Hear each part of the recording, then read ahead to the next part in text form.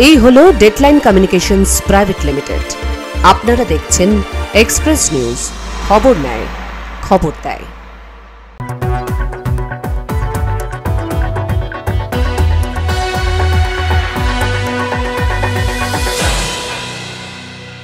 Express news brought to you by Godavari commodities limited.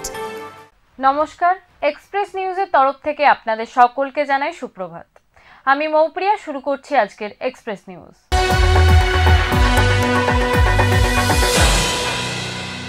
বিভিন্ন থানা এলাকায় নজরদারি বাড়াতে সাংসদ তহবিল থেকে সিসিটিভির জন্য পুলিশকে আর্থিক সাহায্য সাংসদ কীর্তি আজাদের। শনিবার দুর্গাপুরে পুলিশ কমিশনারের ভবনে এই আর্থিক সাহায্য তুলে দেন বর্ধমান দুর্গাপুর লোকসভার সাংসদ কীর্তি আজাদ। বিভিন্ন থানা এলাকায় নজরদারি বাড়াতে সাংসদ তহবিল থেকে সিসিটিভির জন্য 30 লক্ষ টাকা দিলেন বর্ধমান দুর্গাপুরের সাংসদ কীর্তি আজাদ। শনিবার দুর্গাপুরের অরবিন্দ রোডে অবস্থিত এডিপিসি সিপি অফিসে এক সাংবাদিক বৈঠকে পুলিশ কমিশনার সুনীল চৌধুরী বর্ধমান দুর্গাপুর লোকসভা কেন্দ্রের সাংসদকে সঙ্গে নিয়ে পুলিশ কমিশনার বলেন, যে কোনো সভ্য সমাজে প্রথম ও প্রধান অগ্রাধিকার হলো তার নাগরিক নিরাপত্তা নিশ্চিত করা। আর এই ধারাবাহিকতা বজায় রেখে দুর্গাপুরের বিভিন্ন গুরুত্বপূর্ণ জনসমাগম এলাকায় নিরাপত্তা ও নজরদারি বাড়াতে একটি আধুনিক সিসিটিভি ক্যামেরা সিস্টেম স্থাপন করা হচ্ছে। সাংবাদিক সম্মেলনে সাংসদ ও সিপি ছাড়াও ডিসিপি অভিষেক গুপ্তা, এসিপি সুবীর রায়, ওসি সঞ্জীব দে প্রমুখরাও উপস্থিত ছিলেন। আমি যেটা বললাম, ইভেন আমাদের women safety and security, public safety and security, আমরা কোনো ল অ্যান্ড অর্ডার হলে ওখানে আমরা লাইভ ফিড দেখতে পারি। এছাড়া আমাদের যে ট্রাফিক সবসময় আমরা মানুষের ট্রাফিক পরিষেবা দিচ্ছি, সেখানে আমরা এটাকে কাজে লাগাচ্ছি।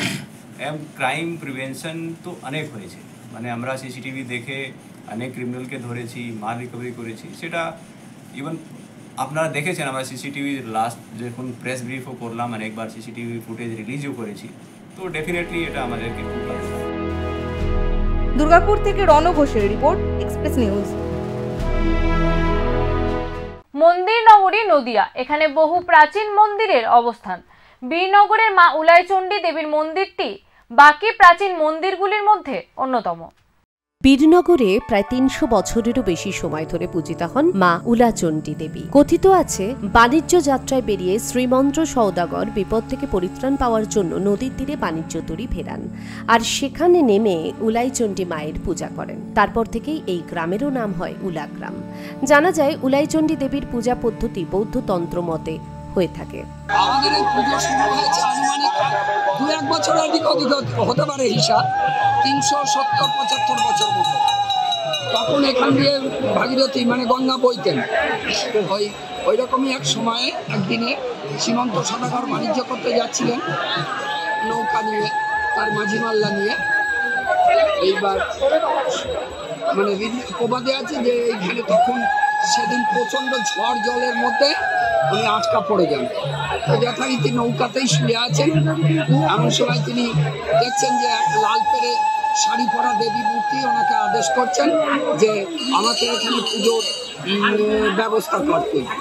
তারপরে ওনার ঘুম ভেঙে গেল। ঘুমের স্বপ্নতে দেখেছিলেন, তো ঘুম ভেঙে যাবার পরে তিনি দেখলেন, চিন্তা করলেন যে তাই তো মা চণ্ডীকে দেখলাম। মা চণ্ডীকে দেখার পরে তারপরে উনি নিজের এই প্রথম পুজোর ব্যবস্থা করে পুজো করেছিলেন। শুরুতেই পুজো করত সমাজের দলিতধারী সম্প্রদায়। বর্তমানে সমাজের সব সম্প্রদায়ের মানুষ তাদের আনন্দে বা আপদে বিপদে মানত করেন উলা দেবীর কাছে। জনশ্রুতি আছে, উলা ওঠা বা যাকে কলেরা বলা হয়, সেই রোগ থেকে মুক্তি পাওয়ার জন্য এই দেবীর পূজা করা হতো। সেই থেকেই এই দেবীর উলাইচণ্ডী নামে খ্যাত। কথিত আছে, ভয়ঙ্কর ডাকাতদের অত্যাচারে যখন অতিষ্ঠ ব্রিটিশ সরকার, তখন এই উলাগ্রামের বাসিন্দারাই অত্যাচারী ডাকাতদের ধরে ব্রিটিশ সরকারের হাতে তুলে দেয়। এই ঘটনার পর গ্রামের বাসিন্দাদের স্বীকৃতি দিতে উলা গ্রামের নাম বদল করে রাখা হয় বীরনগর।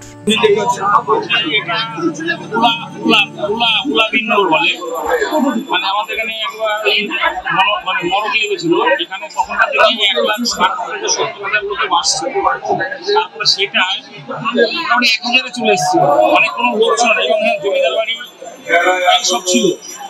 পাশে একটা মহিষমর্দিনী পুজো হয়, এর সঙ্গেই শুরু হয়। এবার সেই আমল থেকে মানে তখন থেকেই মানে এখানে মেলাটা। দেবী উলাইচণ্ডীর মূর্তি বলতে বটবৃক্ষের নিচে একখণ্ড মসৃণ কালো পাথরখণ্ডই দেবী উলাই, যিনি শক্তি ও জাগ্রত দেবী হিসেবে বীরনগরবাসীর কাছে পূজিত হন। সব অনুষ্ঠানে এই দেবীকে সবার আগে পুজো করা এই অঞ্চলের রীতি। কাছেই একটি বটবৃক্ষে মনস্কামনা পূরণের জন্য মাটির ঢিল বাঁধা প্রাচীন রীতি, যা আজও প্রচলিত। পুজো উপলক্ষে গ্রামে মেলা বসে। গ্রামের মানুষ প্রাণ ভরে সারা বছরের জিনিস কেনে সেখান থেকে। শ্রীমন্ত সওদাগরের সময় থেকে চলে আসা এই প্রথা আজও বহমান। যারা পসরা সাজিয়ে বাণিজ্য করতে আসেন তারা প্রত্যেকেই হাসি মুখে ঘরে ফেরেন। প্রতি বুদ্ধ পূর্ণিমার আগের দিন এক পশলা বৃষ্টি হয়। মানুষ বিশ্বাস করে এই বৃষ্টি মা উলাইচণ্ডীর আশীর্বাদ স্বরূপ বর্ষিত হচ্ছে। নদিয়া থেকে Tathagata Bhattacharya report, express news. বীরভূমে কেষ্ট হলেন বাসিহারা। বীরভূমে রইল না জেলা সভাপতির পদ। বাঁকুড়াতেও ব্যাপক রদবদল। এভাবেই জেলায় জেলায় বড়সড় সাংগঠনিক রদবদল করল তৃণমূল কংগ্রেস। বীরভূমে গুরুত্ব কমল অনুব্রতর, নতুন মুখে ভরসা রাখল তৃণমূল। তৃণমূল কংগ্রেসের বাঁকুড়া ও বিষ্ণুপুর সাংগঠনিক জেলায় বড় সড় রদবদল। বাঁকুড়া সাংগঠনিক জেলা সভাপতি পদ থেকে সরানো হলো সাংসদ অরূপ চক্রবর্তীকে। তার জায়গায় দায়িত্ব পেলেন তালডাংরার ব্লক সভাপতি ও জেলা পরিষদের সভাধিপতি অনুসুয়া রায়ের স্বামী তারাশঙ্কর রায়। শুক্রবার বাঁকুড়া জেলা তৃণমূল কার্যালয়ে তারাশঙ্কর রায়কে গলায় মালা পরিয়ে সম্বর্ধনা জানান দলের কর্মী সমর্থক থেকে একাধিক নেতা নেত্রীরা। আমার ছোট ছোট ভাইরা তো, আমার স্নেহের ভাইরা তো, তাদের আনন্দ হয়েছে, দাদা একটা দায়িত্ব পেয়েছে, সেই দায়িত্বে দাদা সামলাবে, তাদের একটা আলাদা উচ্ছ্বাস। আমার পরিবার তো সব, আমার তৃণমূল কংগ্রেসের একটা পরিবার, সেই পরিবারে আমার ভাইরা আনন্দিত। দাদা জায়গা পেয়েছে, দাদার দায়িত্ব বেড়েছে, তার সাথে সাথে তাদেরও দায়িত্ব বেড়েছে। এই দলকে কি করে ইয়ে করবে, তাদেরও প্রচুর দায়িত্ব বেড়ে গেল। যারা আজকে উচ্ছ্বাসে উন্মাদনায় মত্ত হয়ে গেছে, তাদের আরো দায়িত্ব বেড়ে গেল।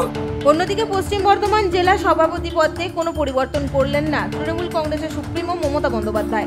আবারও জেলা সভাপতি পদে থাকলেন নরেন্দ্রনাথ চক্রবর্তী। এই নিয়ে তিনি দ্বিতীয়বার জেলা সভাপতি হিসেবে নির্বাচিত হলেন। সেই সঙ্গে ডিস্ট্রিক্ট চেয়ারপারসন হলেন Hareram Singh.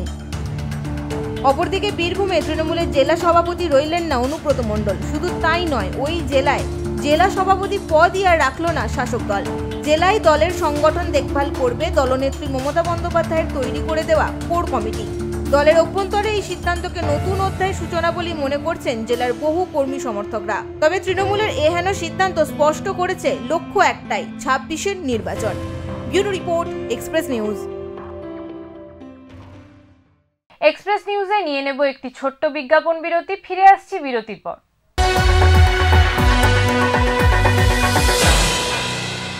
Best compliments. Godabari Commodities Limited. Coal mining, coal trading, coal imports, coal logistics. Godabari Commodities Limited have been in the business of coal trading since last 2 decades. Godabari Commodities Limited, address 18 NS Road, 2nd floor, Kolkata, 700001, West Bengal.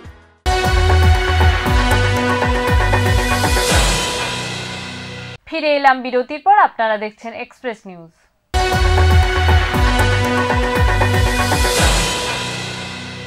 দেখা নেই বৃষ্টির, লক্ষ লক্ষ টাকা খরচ করে এখন মাথায় হাত আম চাষিদের। লাভ তো দূরের কথা, আসল খরচ উঠবে কিনা আশঙ্কায় নদিয়ার আম চাষিরা। লক্ষ লক্ষ টাকা খরচ করে আম চাষিরা বাগান জমা নিয়েছে, তার উপর কীটনাশকের খরচ। আবহাওয়ার খামখেয়ালিতে লাভ তো দূরস্থ, খরচের টাকা উঠবে কিনা তাই নিয়েই কপালে চিন্তার ভাঁজ আম চাষিদের। নদিয়ার হাজার হাজার আম চাষি রয়েছে যারা প্রতি বছর আম চাষ করেন। এর মধ্যে একাধিক আম চাষি মালিকের কাছ থেকে লক্ষ লক্ষ টাকার বিনিময়ে সেই আম বাগান জমা নিয়ে আম চাষ করে থাকেন।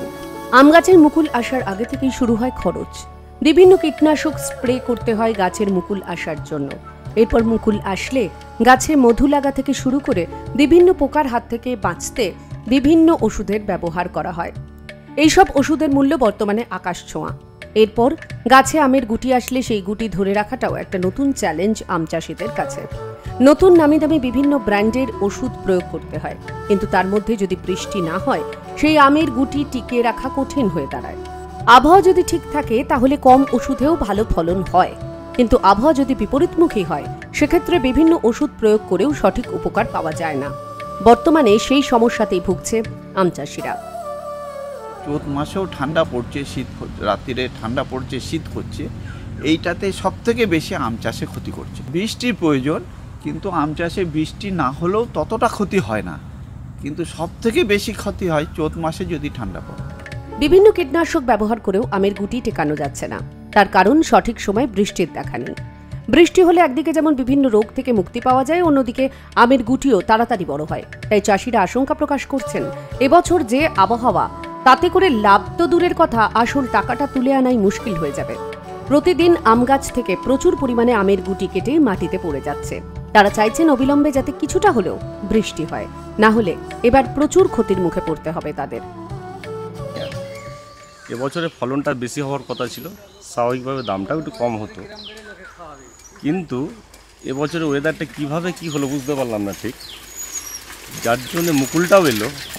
মুকুলটা একটা ম্যাক্সিমাম না হলেও মিনিমামের থেকে বেশি হয়েছিল, দামটা একটু কম হওয়ারই কথা ছিল, কিন্তু সেখানে গিয়ে দেখা গেল এবছরে ফলনটা কমেই গেল। নদিয়ার শান্তিপুর, চাপড়া, কৃষ্ণগঞ্জ থেকেই শুরু করে একাধিক আম চাষিদের কপালে তাই এখন চিন্তার ভাঁজ। নদিয়া থেকে মাধব দেবনাথের রিপোর্ট, এক্সপ্রেস নিউজ। স্কুলে উপস্থিত মাত্র একজন পড়ুয়া, বেকার বসে বসেই সময় কাটাতে হয় শিক্ষক শিক্ষিকাদের। উঠছে একাধিক প্রশ্ন। নামেই স্কুল, একের অধিক ছাত্র নেই। শিক্ষক শিক্ষিকারা আসেন, যান, পড়ানোরও কোনো চাপ নেই।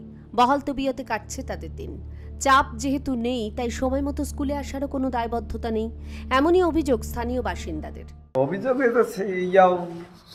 ছাত্র নাই, মাঠ পরিষ্কার, ছাত্র আইসে থাকে না, পড়াশোনা হয় কি হয় না এটা তো আর বলতে পারি না। আমার স্কুল টাইমে ছাত্রছাত্রীর সংখ্যা নেই বললেই চলে, তবে যে কজন আসে তাদেরই পড়ানো হয়ে থাকে। যে দুই একজন আছে তাদেরকেই আমরা এটা শেখানোর চেষ্টা করি। জানা যায় স্কুল শুরু হয় 10টার সময়, কিন্তু কে কখন আসে তা জানা নেই কারুর। 10টা। কজন শিক্ষক শিক্ষিকা আছে এখানে? আছে 12 জন। মানে তোদের সহপাঠী তারা আসে স্কুলে? আসে, কোনোদিন আসে না। কোনোদিন আসে না। একাই থাকিস? স্কুলের শিক্ষকরা পড়ায়? ভালো করে পড়ায়? কটার সময় স্কুল ছুটি হয়? 2টা। এদিকে আদালতের রায়ের ফলে যখন হাই স্কুলগুলিতে পঠন পাঠন অনিশ্চয়তার মুখে, ঠিক সেই জায়গায় দাঁড়িয়ে ধূপগুড়ি ব্লকের একাধিক এমএসকে স্কুলগুলিতে পড়ুয়ার সংখ্যা তলানিতে। কোথাও 8 জন এবং কোথাও 20 জন ছাত্র নিয়েই চলছে পঠন পাঠন। কোথাও আবার এক স্কুলে মাত্র 1 থেকে 2 জন পড়ুয়া উপস্থিত। এই অবস্থায় বন্ধ হওয়ার মুখে ধূপগুড়ি ব্লকের মাগুরমারি 1 নম্বর গ্রাম পঞ্চায়েতের পূর্ব মাগুরমারি এমএসকে। স্কুলে গেলে দেখা যায় পূর্ব মাগুরমারি এমএসকে যেন এক বন্ধ আবাসন। একদিকে পরিষ্কার পরিচ্ছন্নতার অভাব, স্কুলের আশেপাশে নোংরা আবর্জনা, দৃষ্টিকটু দেওয়াল লিখন ছাড়াও স্কুলের মিড ডে মিলের রান্নাঘরে রান্না না করে অন্যত্র রান্না করা হয় বলেই ক্ষোভ উগরে দেন এলাকাবাসী। অন্যদিকে এলাকাবাসীর অভিযোগ, ঊর্ধ্বতন কর্তৃপক্ষ সার্ভে করতে আসলেই মাংস ভাতের লোভ দেখিয়ে ছাত্র ভাড়া করে নিয়ে আসে শিক্ষকরা। এমনই ভুরি ভুরি অভিযোগ এলাকাবাসীর। যখন সার্ভের লোক আসে বা এসআই আসে বা কর্তৃপক্ষ থেকে যখন আসি স্কুলে, আর কি এনএসএস স্কুলে, তখন নাকি বাচ্চাদের সংগ্রহ করে যে তোমরা কালকে আসো, মাংস ভাত খাওয়াবো, ভেবে একত্রিত করে বাচ্চাগুলোকে। এদিকে সমিতি এডুকেশন অফিসার অতুল চন্দ্র বর্মনের দাবি, আগের থেকে পরিস্থিতি অনেকটা স্বাভাবিক হয়েছে। পূর্ব মাগুরমারি এমএসকে আমাদের 4 জন সম্প্রচারক রয়েছেন, একজন মুখ্য সম্প্রচারক রয়েছেন, কিন্তু যে কোনো কারণেই হোক মানুষের লোকাল যারা গার্জিয়ান রয়েছেন তাদের একটা এমএসকেতে ছাত্র পাঠানোর মানে একটা অনীহা রয়েছে। আমরা কথা বলেছিলাম, আমরা সেখানটায় গার্জিয়ান এবং কমিটির লোকজন সবাইকে নিয়ে মিটিংও করেছি। এখন অনেকটা ভালো স্কুলিং হচ্ছে, ছাত্র সংখ্যা যদিও খুব কম, প্রত্যেক দিন গড়ে 8-10 জন ছাত্র আসছে। এখন ভালো চলছে স্কুলটা, মানে অন্যান্য আগের তুলনায় এখন অনেকটাই বেটার চলছে। বর্তমানে যে পরিকাঠামো অর্থাৎ পাশ ফেল ব্যবস্থা উঠিয়ে দেওয়ার জন্যই নাকি স্কুলের এমন পরিস্থিতি বলে দাবি মুখ্য সম্প্রসারক লোকনাথ বন্দ্যোপাধ্যায়ের। ছাত্র সংখ্যা কম তো আমরা সামাজিকভাবে অনেকভাবে চেষ্টা করেছি। হ্যাঁ, বর্তমান যে পরিকাঠামোর জন্য আমরা এই অবস্থায় চলে গেছি। আমরা we are the servant of the system. আমরা স্টুডেন্ট দীর্ঘদিন ধরে কমে যাচ্ছে, হ্যাঁ, দীর্ঘদিন ধরে হয়ে যাচ্ছে। এটা সিস্টেমটাই একটু গন্ডগোলের ব্যাপার আছে। কারণ ঘটনা হচ্ছে এই যে পাস ফেল সিস্টেম উঠিয়ে দিয়েছে, হ্যাঁ, পাস ফেল সিস্টেম, তারপরে রাইট টু এডুকেশান, এই সমস্ত সিস্টেমের জন্য স্কুলের স্টুডেন্ট এমএসকেতে আর ভর্তি হতে চাচ্ছে না। স্কুলগুলির বর্তমান পরিস্থিতি নিয়ে চলছে নানা চর্চা, কিন্তু এরই মাঝে স্কুলগুলির উন্নয়ন ও ভবিষ্যৎ নিয়ে কারোর কোনো মাথা ব্যথা আছে কি, নাকি এই তরজার মাঝে ধামাচাপা পড়ে যাচ্ছে আসল উন্নয়নের প্রসঙ্গ? জলপাইগুড়ি থেকে সৌভিক দত্তের report, express news. Express news এখনকার মতো এই পর্যন্তই। চোখ রাখুন এক্সপ্রেস নিউজে। এক্সপ্রেস নিউজ খবর নেয়, খবর দেয়।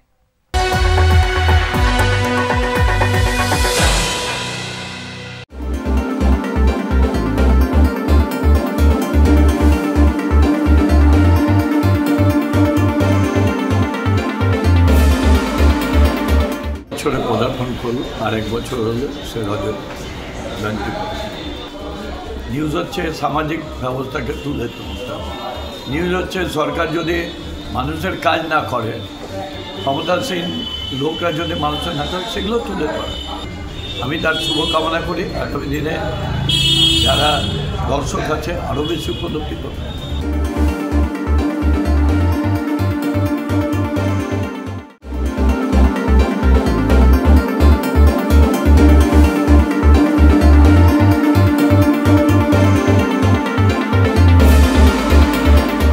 প্রথমেই ধন্যবাদ এবং শুভেচ্ছা জানাই যে 24 বছর ধরে এই নিউজটাকে এনারা পরিচালনা করছেন, সত্যের সঙ্গে জড়িত আছেন বলে এত বছর ধরে এটা কন্টিনিউ মানুষের মনের মধ্যে একটা প্রভাব ফেলেছে, এবং আমি আশা করব যে আরও সুন্দরভাবে এটা প্রসারিত হোক।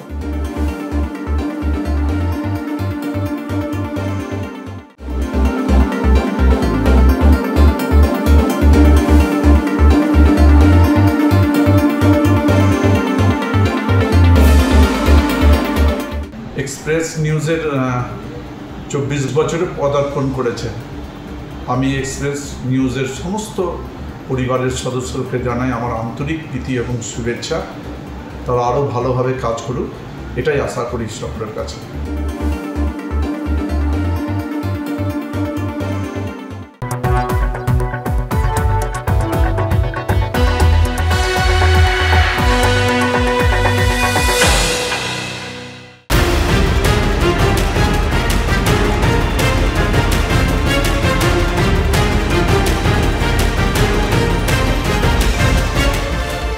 এই হলো ডেডলাইন কমিউনিকেশনস প্রাইভেট লিমিটেড। আপনারা দেখছেন এক্সপ্রেস নিউজ, খবর নেয়, খবর দেয়।